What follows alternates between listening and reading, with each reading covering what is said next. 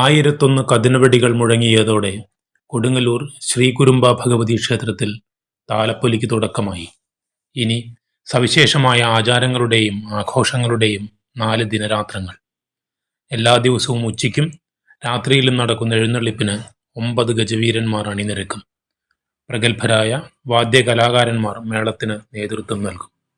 വിപുലമായ കലാപരിപാടികളും ഒരുക്കിയിട്ടുണ്ട്. ശ്രീധരൻ കടലായിൽ, സിറ്റി വോയിസ്, മാള.